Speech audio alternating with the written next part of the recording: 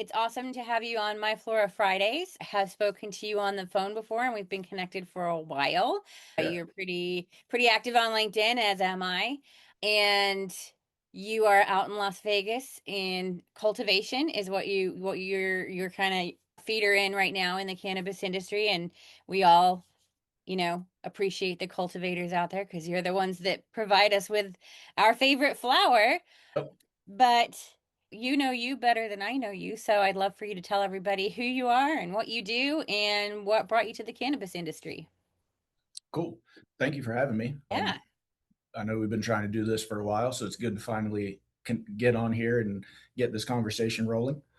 My name's Drew Greco. I am the founder of Green Star Cultivation Services, and I'm also the director of cultivation for Solaris Farms in Las Vegas, Nevada. We have a 24,000 square foot mixed light greenhouse that we are operating out of.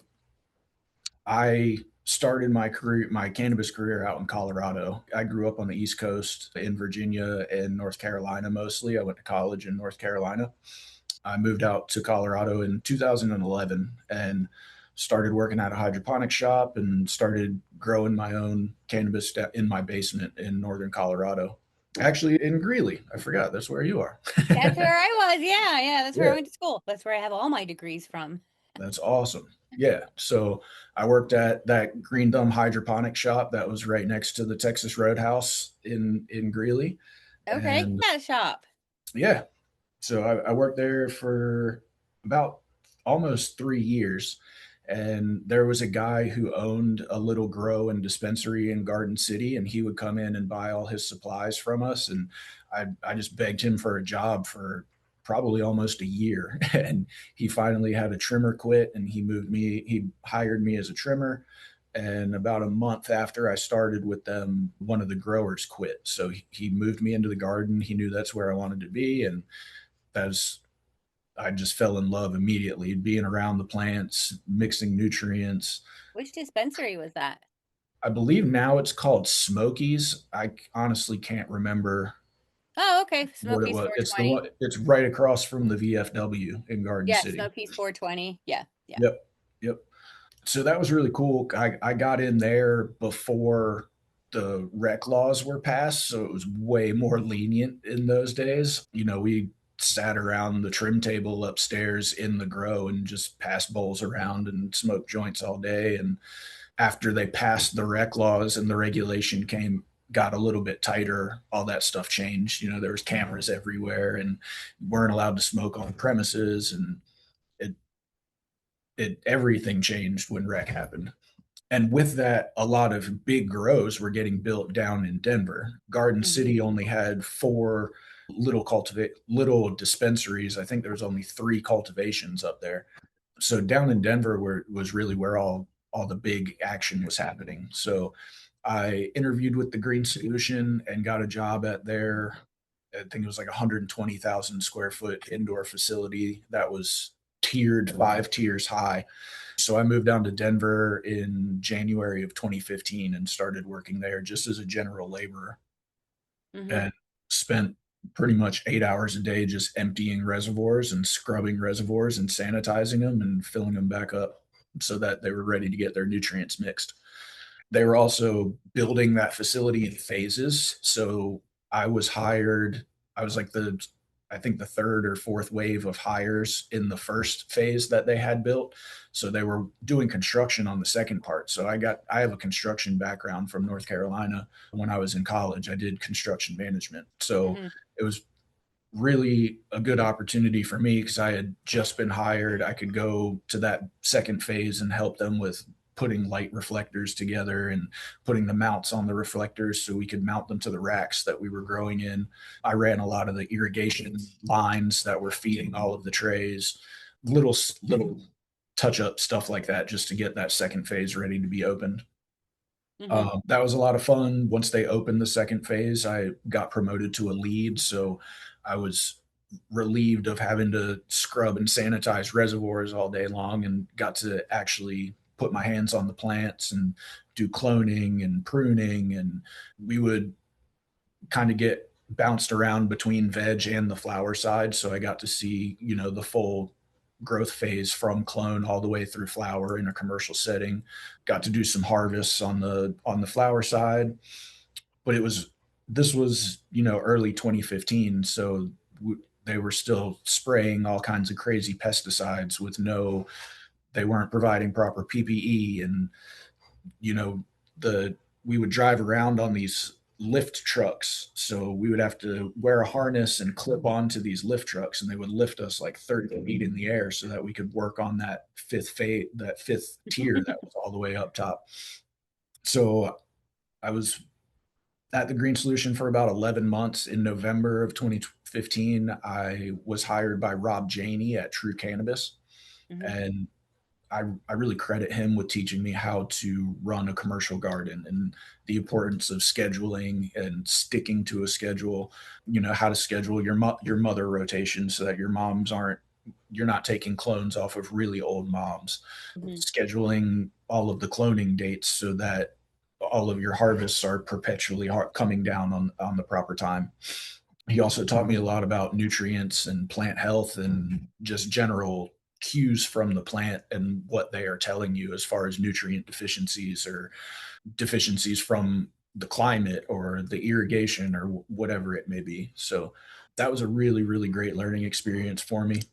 And then the owners of True Cannabis sold off to somebody else, and they had just built a new grow, but there were a couple of guys who had been hired before me that got those grow positions. So I went over to the new facility as a trimmer, but I absolutely hate trimming. I will be 100% candid about that. I went over there as a trimmer.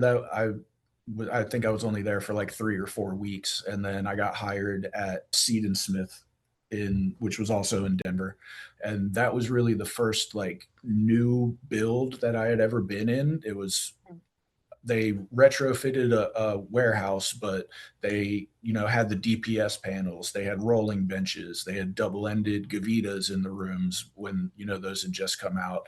They had a dosatron rack on the front of every room to dose up nutrients and feed a certain recipe to the plants. So it was really cool to get to work with that newer equipment and learn how those dosatrons work, seeing the difference in the rapid growth from the double-ended bulbs versus the single-ended bulbs. So that was a really fun facility to work into. And I worked with them for about 8 months and then got offered my first management position with MyFlora Farms. And I had a buddy named Willie Gardner who got a management contract with MyFlora Farms. So he was kind of their consultant, and he had his own garden that he was running. So he needed somebody basically as a day to day manager in the facility. So he brought me in. That's the first place that I've ever managed. I had a crew of about 10 people, 8 people in cultivation, and almost 20 people on post harvest doing trimming and packaging. And we had a lab upstairs. So that was the first time I really got to work closely with a good group of extraction artists and kind of dialed in SOPs with feeding and a lot of our harvest practices to just ensure that the guys up in the lab were getting the best full trichome heads that they could to make the best extractions for us. Hmm. Um, Ran that spot for a little over a year and then went out to California for a couple months. I had a buddy who was setting up a little grow in Adelanto and lived with him for a little while, helped him get that facility up and running, and got an offer for a grow out in Massachusetts called Happy Valley. And I was born in Massachusetts. I still have a decent amount of family there. So I packed everything up in California, moved across country to Massachusetts, and helped Happy Valley open up their 40,000 square foot cultivation facility. And that was another really, really good learning experience for me. They had Argus controls in that garden with a Argus fertigation system. So learning that technology was there's definitely a learning curve to it, but it was really cool to actually use those programs and be able to try and get the computer to control the room and control the irrigation the way that I usually would just with my hands. So Hmm. that was a lot of fun. That was really my first experience with writing SOPs. I was involved with hiring all of the first staff that came into the building. So really my first experience with hiring, having to fire people, all that, all the not fun stuff about running large scale cultivation facilities. Worked with Happy Valley for 2 years and then came out here to Las Vegas. I had a buddy who was, again, he had a management service contract with a licensed owner here in Las Vegas. So I came out to run the garden for them and did that for almost 2 years. And then things just didn't work out with the guy who actually owned the license wasn't paying rent to the guy that owned the building, and they got in a big fight and everything kind of went south. So I had started Green Star Cultivation Services after I left Happy Valley. So I wasn't really doing much with it. I was trying to, promote myself as a consultant. And Mm. when things went south with that company, I really just dove headfirst into the consulting side. I got Mm-hmm. a contract with a company in St. Louis and actually helped them design a really nice 100,000 square foot indoor facility. And that was one of the most fun projects I've worked on. Again, just because of my construction background, it was really cool to work with the MEP teams and just make sure see the formulas that they're using to size the dehumidifiers and the HVAC in the rooms, and working with them to make sure they understood the amount of water that we're going to be adding to the room every day and how much the plants are going to be transpiring every day so that their calculations were actually accurate for the room size that we needed. Getting to work with the architects, the engineers, all of that stuff was really cool because I that was my background. When I did construction management in college, I did CAD drawing classes and I did architecture classes and stuff like that, and always really loved it. So it was cool to use that background with my new career of growing cannabis. Mm-hmm. So um, the at the end of 2022, I was approached by Flower One here in Las Vegas, and they were looking for a cultivation manager. They had a guy named John Capretta who was cultivation director there. He was an awesome guy, and he just needed somebody to come in and basically run the team every day. He was a wizard with Priva and mechanical controls and stuff like that. So he was really good at just making the greenhouse operate the way it's supposed to every single day.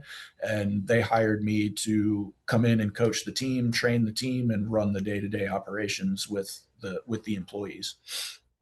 Flower One was a 9-acre glass house. So it was 492,000 square feet of mixed light greenhouse, basically. We had there was 8 bays in the facility. One of the bays was not operational as a grow, that we actually built the dry rooms in that last bay. We had 7 bays operating, and each bay had 10,000 to 12,000 plants. And the greenhouse that I run right now, we put about 1,000 plants into the room. So it was like 10 times bigger than any facility I had ever been in before. So that was another great learning experience. A really big team. So working with a lot of people every single day, having to kind of navigate everybody's egos and feelings, and that it was a really good learning experience for that. It's running a crew of 4 to 10 people is completely different from running a crew of 50 to 60 people.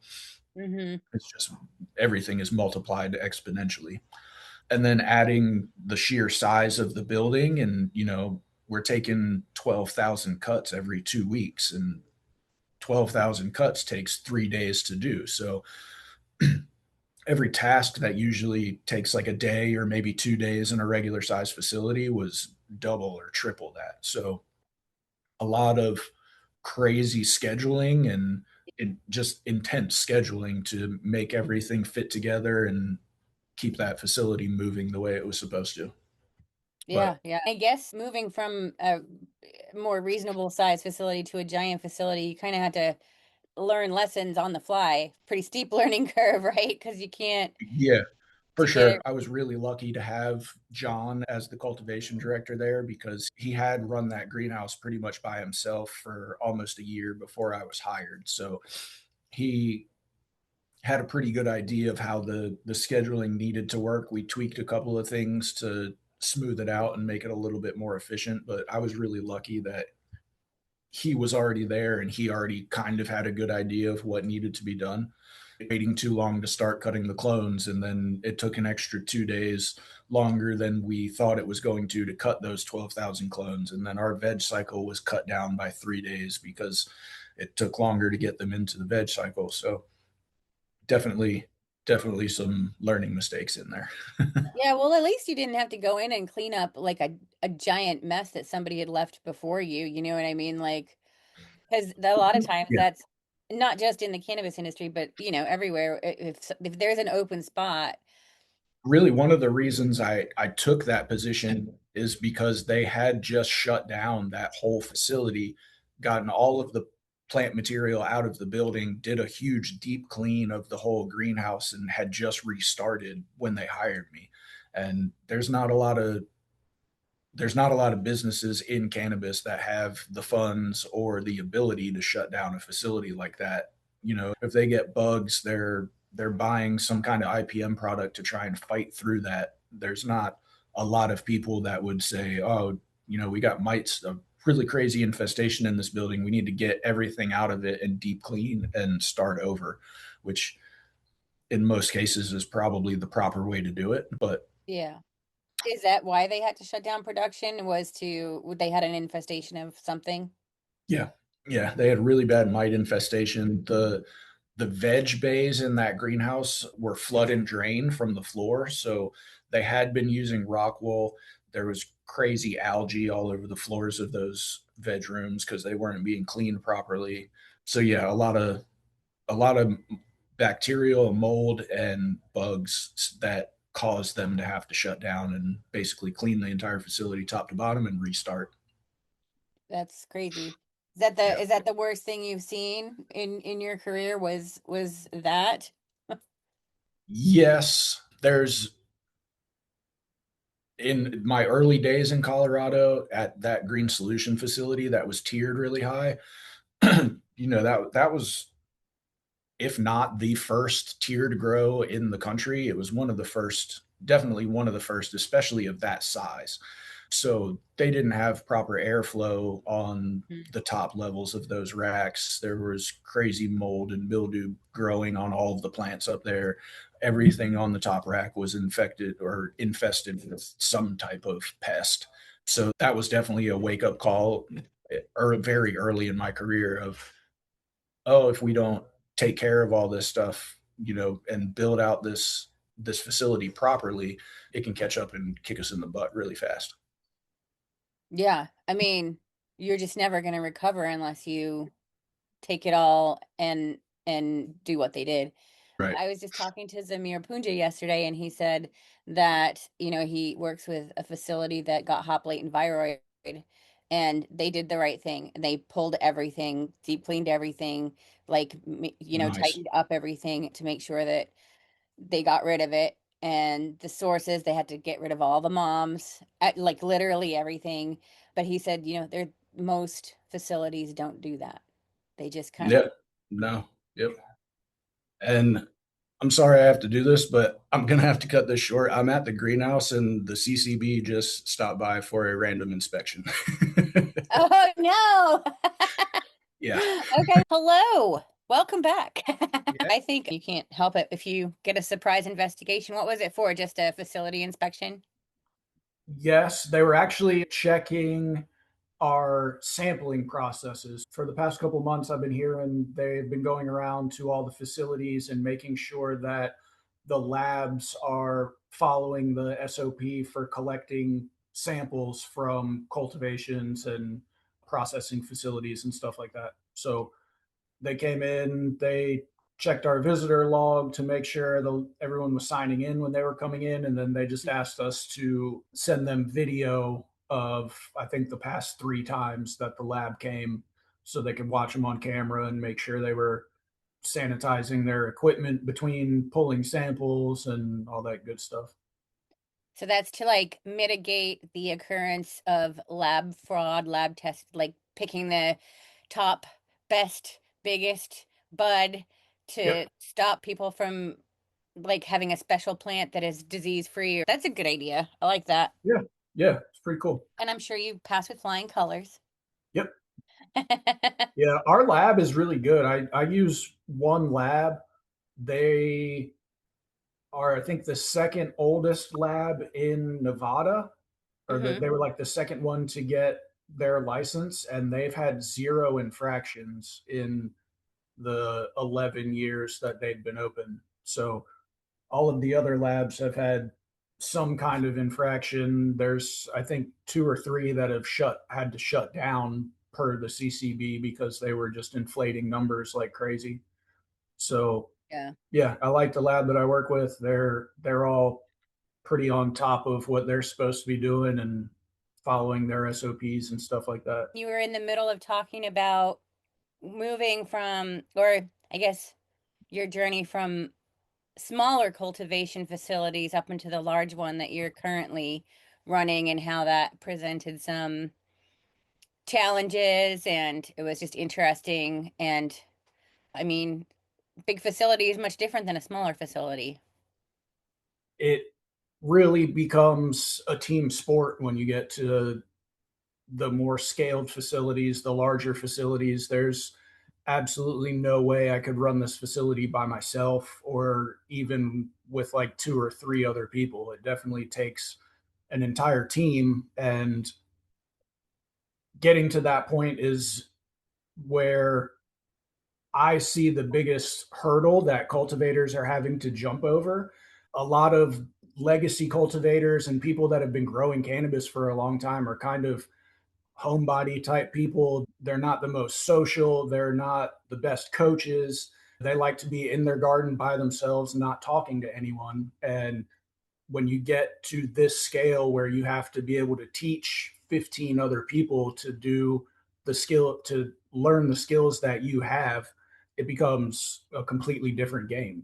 Hmm. And for me, I don't, not that I like it that much, but I'm barely in the garden. I mean, I do my walkthroughs, 4 or 5 times a day where I'm walking fully through the garden and checking on everything. If we have, if the flu or something is going through and we have a couple people out, I'm in the garden doing pruning and stuff with the team. But for the most part, they are the ones that are doing all of the plant work. They're the ones that are moving all of the plants. They're mixing the nutrients. They're mixing the sprays. They're doing the sprays. I'm really just walking around behind them and making sure it was done properly, and then making my notes on what could be changed or what could be better and bringing it to them and training them on how to improve every round that we're going through. So then remind me again, how many plants do you have at your facility? So it's a 24,000 square foot facility, just the grow. It is a mixed light greenhouse. So we have 6 houses, and each house is 4,000 square feet. When we're fully operational, we have about 1,200 plants in each of the 5 flower rooms. So that's about 6,000 in flower. And then we have about 300 moms and then 2 crops in veg. So we're about like 8 or 9 thousand plants, somewhere between 8 and 9 thousand plants when we're fully operational. We did do a quick pause in production at the end of 2025. Owners of the greenhouse were trying to sell, and we went through this whole fiasco where they brought in a management company who was planning to buy the greenhouse and the license, and they showed up for like 4 months and then just completely disappeared, and they weren't paying for nutrients or cocoa, or they weren't even selling any weed. They took over in October of 2024, and in August of 2025 the owners ended up kicking them out and denying the sale, and we had almost 5,000 pounds of flour, popcorn, and trim just sitting in one of our dry rooms in totes because they had only sold like 65 pounds of weed in the 8 months they were supposed to be selling weed. So in November, we paused production and worked on getting all of that old material sold and out of the building. And in February, we cut clones to load our first room We have 2 rooms in flower now. One of them is coming down in 4 weeks.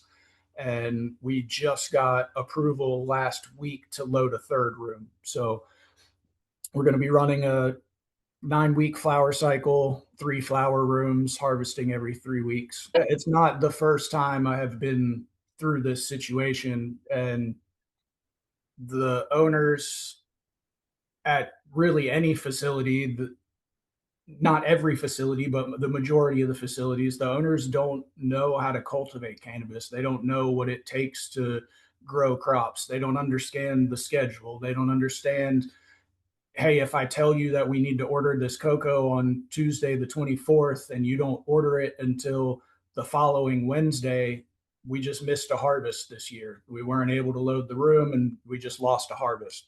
So being able to explain that to owners in a way that they understand and mapping out the cultivation is another huge difference between these large scale grows and having a smaller grow where, if you don't get your nutrients in on time, you can push it a week and you're not really losing as much as if you were loading 1,000 plants into a room.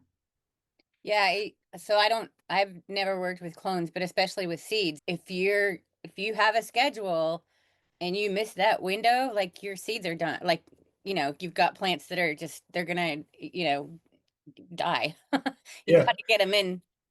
I mean, the clones are really the same way. We had 2 or 3 crops while that management group was in charge where they would tell me they were going to order the cocoa for transplant. So we would cut the clones on time.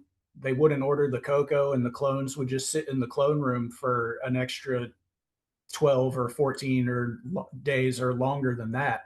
And they're in these, the 50 count clone trays, and they're fighting each other for light. So by the time we're transplanting, we have half of the crop is 24 inches tall with no secondary branching. It's just a straight meristem, and then the rest of the crop is like 6 or 8 inches tall because they didn't get the light from the other Mm. plants overcrowding them. So Their it do throws their everything off do their roots all get tangled up too? a little bit. Yeah.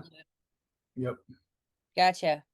So I was just at MJ Unpacked, and there was a lot of talk about hop latent viroid, of course, and how much revenue you can lose if you have an infection because you don't always see it. Like if you get hop latent viroid, the only thing that you might notice is like a decrease in yield, definitely a decrease in THC, and then you're like, what the fuck? And and it's no bueno, right? So do you have like a proactive testing schedule to make sure that you don't? Do you think you No, should? I wish I did. Yes, 100%. And it's funny because we just went through a complete scare. So when I took over this facility in March of 2024, I did get enough tests to test every mother plant that was in the building, and everything came back negative.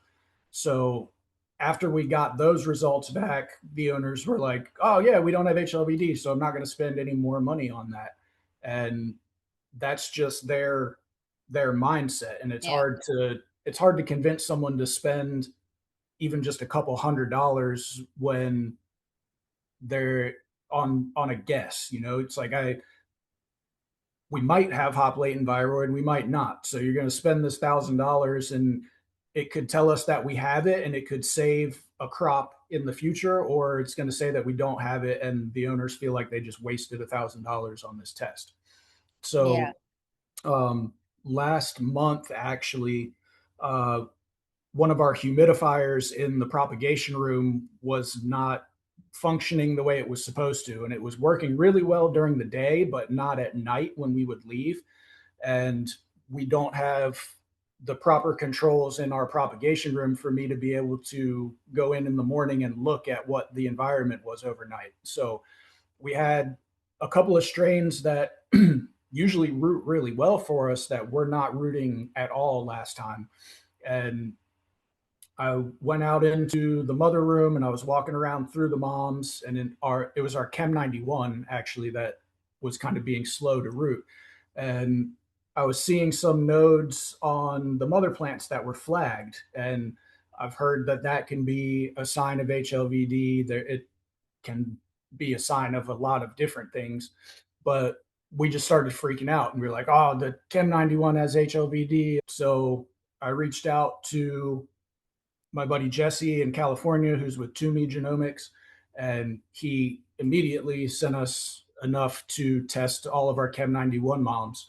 And we took our root samples, Hmm. overnighted them back to him, and everything came back negative. So I've been knocking on wood nonstop since then, but I personally, luckily, have not run into HLVd yet in any of the gardens that I've had. And I really, this is just my opinion. I really kind of am starting to think that a lot of the plants do have it, but it's certain environmental factors in each garden that's actually making them kind of come to life and making them express in the plants. No, I think you're right on track. I kind of think like hoplite and thyroid is kind of like herpes, like cold sores or the other. If you've been infected, like you might not actually have an outbreak, but as soon as you are under stress or sick or whatever, you might get a cold sore. It just lays dormant in you like all the time until Yep. something where it has a chance to like be like, okay, now I can come out and play because your immune system's down or whatever the case may be. And Yep. not only that, but also shingles later on in life. Like Yeah. you have to have been infected at some point with some sort of zoster virus in order to get shingles. Like I do think that a lot of plants do have it, and some plants are just stronger than others and Yeah. can hack it, and others are just But to bring it maybe. back to your question, yes, I do think that there should be at least quarterly, in my opinion, you should be testing all of the genetic stock that you have in your garden to make sure that you don't have it, because it is so easy to pass it between strains, especially if you're not using proper protocols when you're cloning. I mean, it only takes one employee to cut off your Chem 91 and then go cut off of your Nimbus snacks and bring it right over to that next cultivar. So Yeah. When you tested your Chem 91, did you test more than just the roots, or did you just take a root sample? Because I know that no, hoplite and viroid can be in various parts of the plant. It's not always like if you get an infection, it does go down to the roots. Like that's where it likes to go and hang out first. But like it's yeah. So I was talking to Zamir Punja and some other folks, and they're like, yeah, take samples from all over. Just yeah, no, we only sent root samples, so I'll have to definitely have to look into that. yeah, and I find that the price point on like obviously MyFlora does pathogen testing. There's multiple other companies that do pathogen testing. It can get quite pricey. So we tried to make it like a really good price point to get the big three taken care of.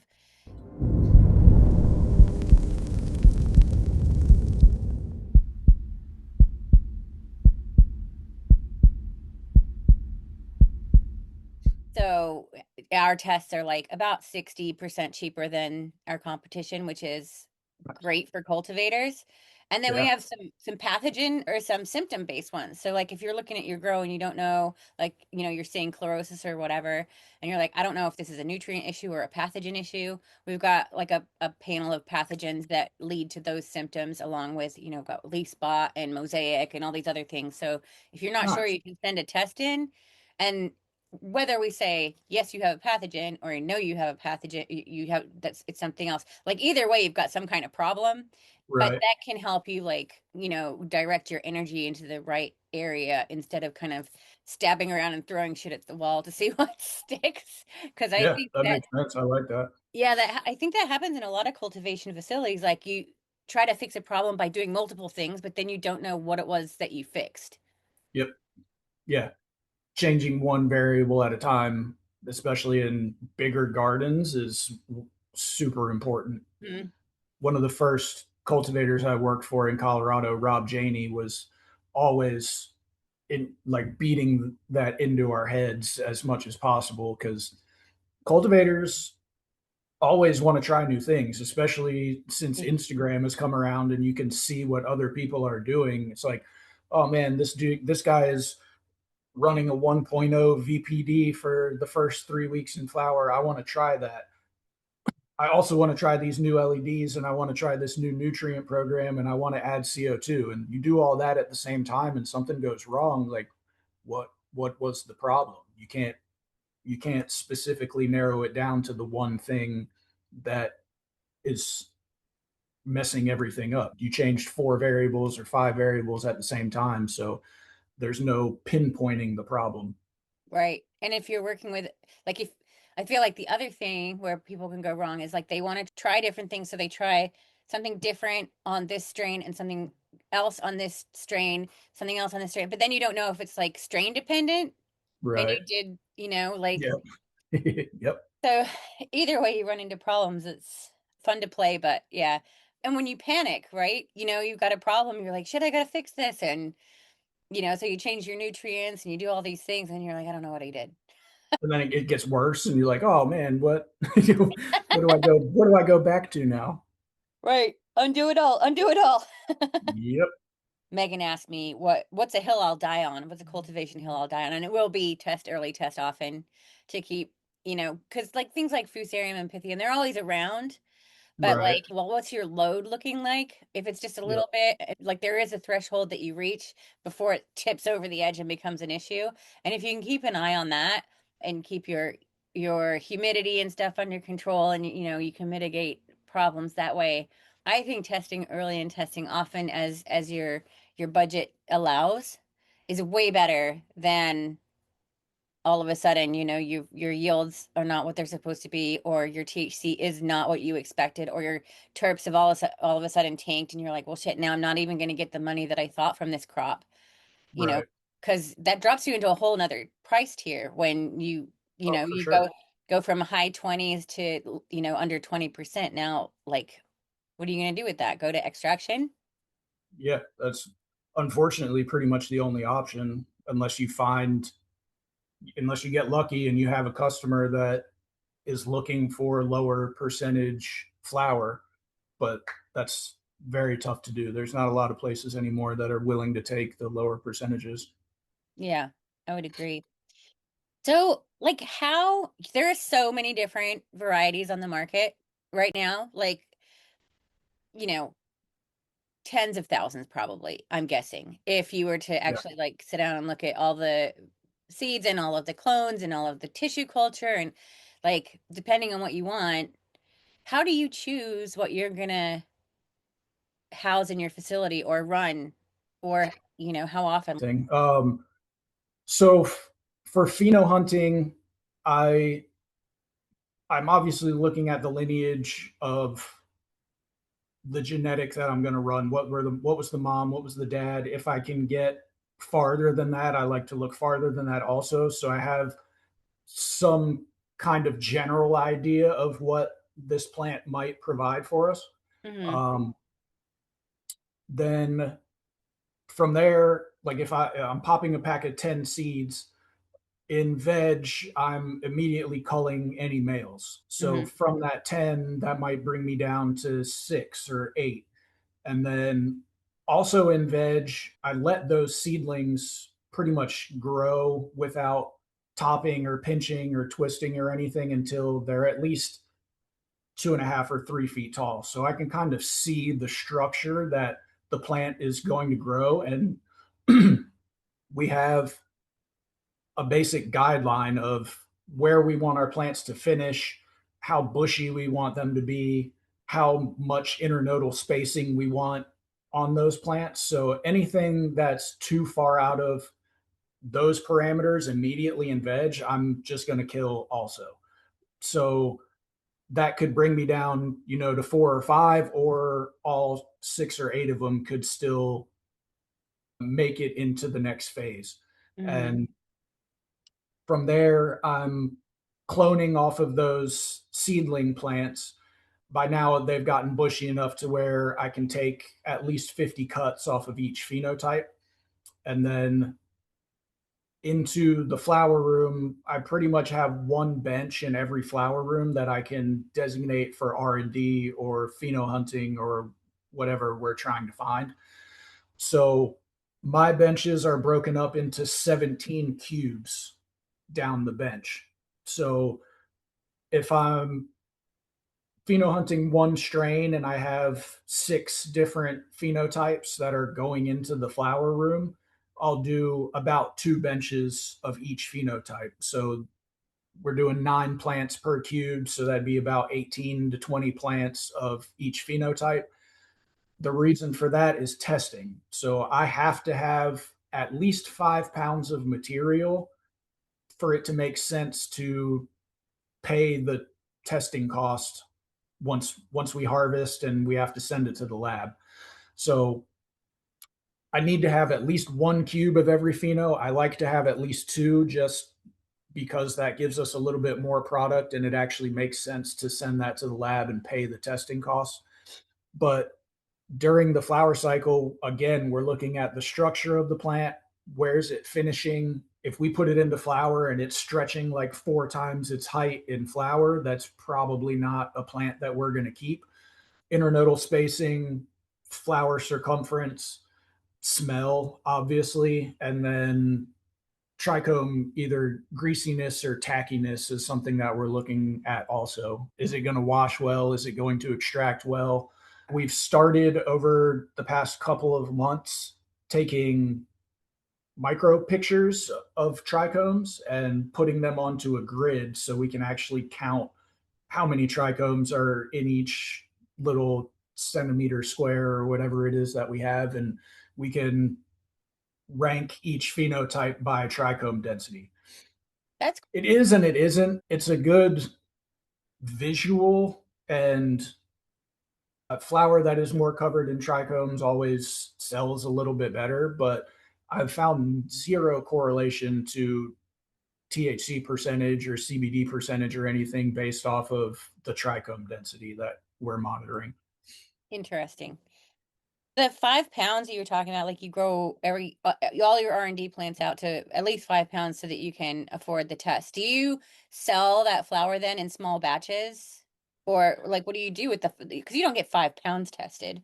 So usually by by the time we're finishing the harvest, we have an idea of at least three, maybe more phenos that we're going to send to the lab. We're going to keep those separate and we're going to send those individually to the lab. Like if we do have a plant that stretches way too high, I'm not going to worry about separating that from maybe a pheno that doesn't have the smell that we want or a pheno that's too short. If we have, 3 or 4 phenos out of that table that we don't think hit our parameters for production, I'll just combine all of those together and we'll send them to the lab and get it tested just as one strain. That will usually go to extract. We'll sell it to a lab for extraction or it'll get put in pre rolls or something like that. And then the phenos that we do want to get tested at the lab, we have to send a sample from every 5 pounds, or they come and collect a sample from every Mhm. 5 pounds. So in metric, it's just one strain. Like currently, I'm pheno hunting white fresas from this guy Francisco here in Las Vegas, Self Made Genetics. So he gave me, I think it was like 30 seeds that we started with. We put 8 phenos into production on one bench. Out of that, there were 4 phenos that we think will fit into our production schedule, our production parameters. They're the height that we wanted. They have good yield. They had good smell. They feel like they're going to wash really well. So those 4 are now labeled number 1, number 2, number 3, number 4. Each one of those will go to the lab individually so Mhm. that we get a THC and terpene result for that specific phenotype. And then, unfortunately, from there, because THC is king in the rec market, usually the highest testing pheno is what we end up keeping. Gotcha. Okay, so that makes a lot of sense. So I've been talking to a lot of people about, well, breeders for, protecting their work and cultivators for verifying. So I feel like there's this big disconnect in the industry where nobody can tell you what anything is really. It's all just trust me, bro. Do you think that there is interest in cultivators genetically verifying things that are coming in, but also things that are going out? Because I've, even, I mean, and it's the consumer really that we do all this work for, right? So, and the consumers have no way to tell if what's in the packet is what it says on the outside. And people Yep. are renaming stuff like, you get a license from Cookies to Grow, I don't know, black cherry gelato, you grow it out, you keep a couple of clones, you rename it. Now you don't have to have a license with cookies anymore. And to me, that's a bunch of bullshit. Like, as an artist, like, you shouldn't be able to copy somebody's work and sell it as your own and make money. And but there's a lot of people too in the cannabis industry who are like, nobody owns the plant. And it's like, to me, it's not about ownership. It's about, if you do a pheno hunt on something and you end up with something that's really different, special, even though, you've got 10 different seeds, one of them turned out to be really awesome. Like, you should be able to cut that off. You did all the work to grow it out and do the testing and all that. Like, you should be able to sell those cuts to other people, make licenses, and have that protection of, contract, right? And if somebody steps outside that contract, that would then be a breach of contract. You should be able to take some sort of action against that. Like, how what's your feeling about like that kind of model? I do think there needs to be more protection for breeders. Right now, it seems that the only thing we as cultivators can do is give credit to the breeder when either when we're posting, or I'm starting to see a couple of companies that are doing, and actually the only company that I've really seen it is Redemption Botanicals in Illinois. Dread and those guys up there are working with DNA genetics and a couple of other breeders. And on their packaging, on the jars, it says Redemption Botanicals times DNA genetics collaboration, and then the strain name under that. I'm trying to put out my own brand of flower sometime this year.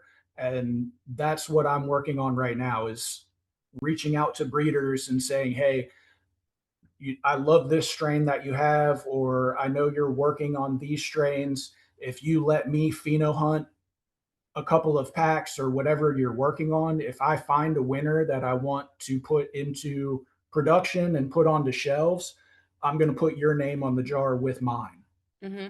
And it doesn't seem like there's a lot of people doing that, because every breeder, or even like nurseries, I've talked to a couple nurseries where they're not really doing breeding, they're just doing the selecting and doing the pheno hunting for the breeders. I've reached out to a lot of places and been like, hey, if you send me a couple cuts, like I'll grow them in Las Vegas. You don't have any market share in Las Vegas right now. I'll put your name on the jars with mine. It'll be a collaboration between Green Star and whoever the breeder is, and help get your name out to the customers. Mm-hmm. Um, I do think there should be more protection for breeders and the people that are actually making these strains.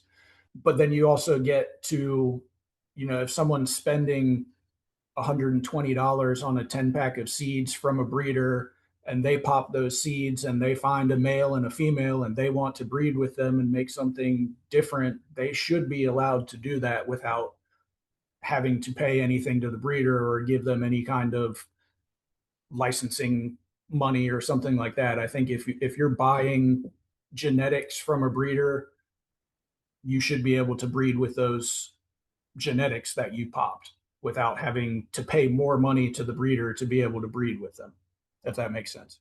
It makes sense, and especially since everything's polyhybrids right now, like, you're not going to get to inbred lines parents to start your breeding. Right. And right now, nobody wants to do that because there's no protection for breeders. So why would you? So it's like this vicious cycle, right? And on Yeah. top of that, like, genetic testing traditionally has been pretty expensive. Like, medicinal genomics a few years ago was like $4,000. I think they've brought their cost down a lot, but at the end of the day, what do you get? You get your place in the Canopedia, you get something in blockchain, but like, what do you do with that? Like, how do you, like, it's kind of like a dead end. Plant Yeah. patents are super expensive, they take forever, and cannabis is kind of fast fashion in that what is popular this summer is going to be completely different next summer. And so, Yeah. paying $5,000 to put it in a genetic bank and have it there, like, is that a wise use of your money? I don't know. And So, I think the the whole drama with Phylos a few years ago really scared a lot of people It did. away from sending their genetics to a company that could put them or preserve for them. So our company, we intake leaf tissue and then we anonymize it and we send it to a third party sequencing company that has nothing to do with the cannabis industry. It could be a banana, it could be cannabis, it could be, I don't know, human skin. Like it doesn't matter. Like they will sequence it using our methods and then we get it back and then we de-anonymize it so that we know what it is and then we just run the analysis on the sequencing data. So there's no chance of us having a freezer full of DNA that we could sell, sell to Monsanto or whatever, which I Right. think is a really valid concern for people because as a geneticist, during my PhD, I still have a freezer full of DNA from back in the day. Like, I've got probably, I don't know, 500 samples of DNA just sitting in the freezer that at any Wow. point in time I could go grab those if I wanted to and start my own breeding program or, do whatever. Do Right. do more analysis on, do a deeper sequencing on those and figure out, genes and stuff of certain Right. things. And I wouldn't do that because that's not what I'm interested in. But I do think that there needs to be more genetic testing, just one for breeder protections, but two for to just, know what you have. Like you can't even, if you order, 200 Blue Dream clones, are they Blue Dream? Like you have no way of knowing. It's just you might grow Yeah. them out and be like, I don't think this was Blue Dream, but what are you going to do? You don't have Yeah. any way to check that. And same thing with consumers. I talk about it all the time. Like you go to the dispensary, you buy something and you take it home and you're like, this isn't what I expected. You can't go back to the dispensary and be like, this isn't Blue Dream. They're going to be like, how do you know? Of course it Yeah. is. No, it is. It says it right on the sticker. How I do you?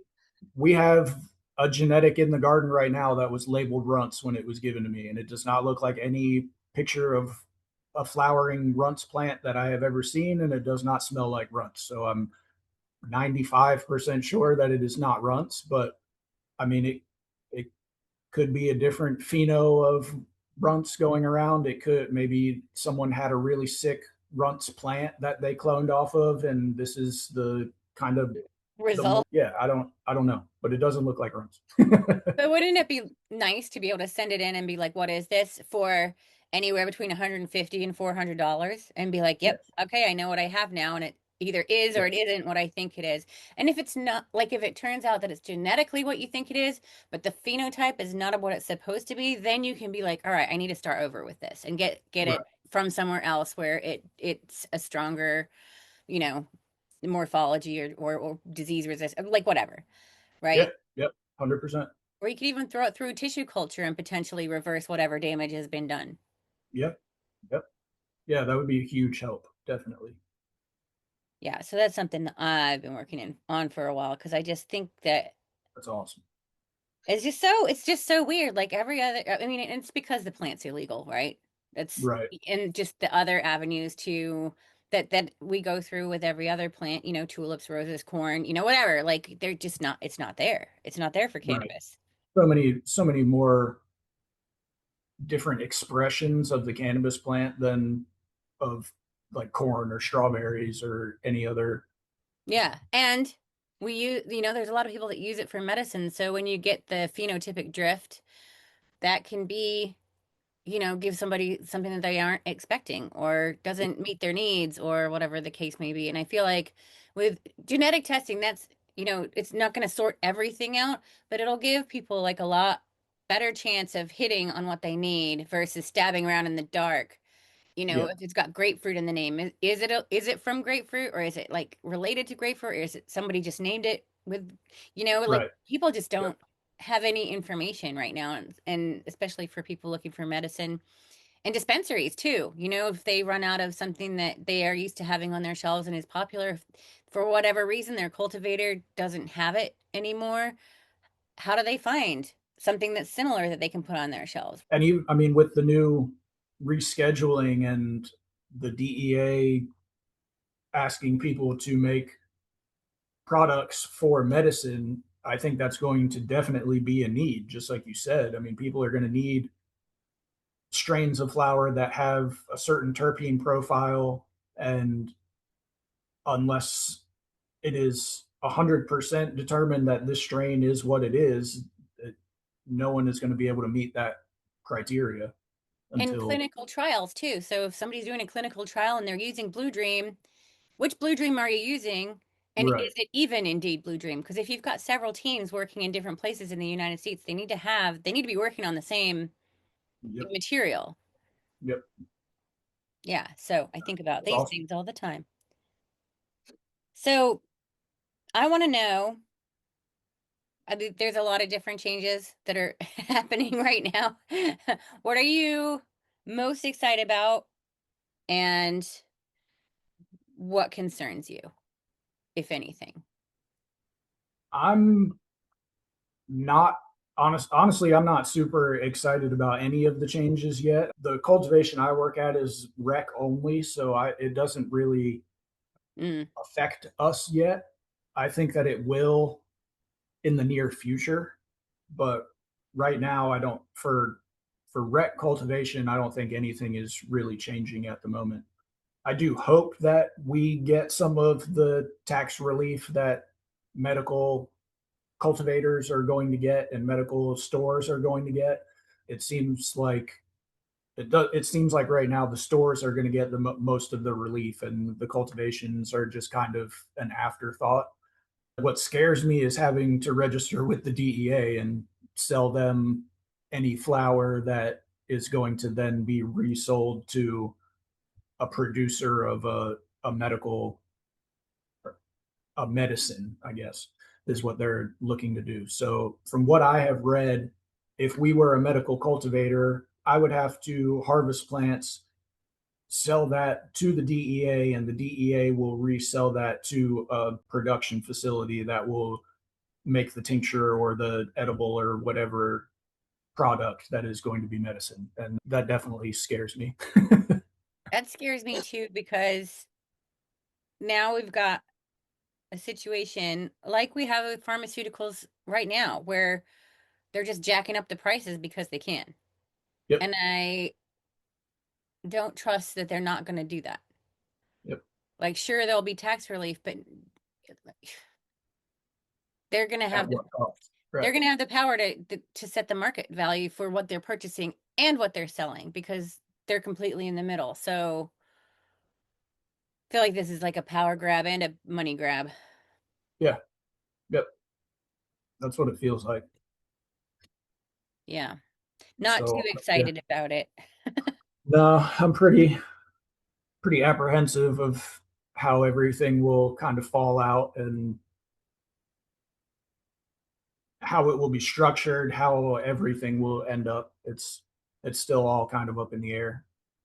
And even like I've heard, the scientists are all, I wouldn't say excited, but it's it might relieve some of the research pressures, but it's still under DEA regulations. So you're still going to have to get a DEA license that you have to get to do research on cannabis now.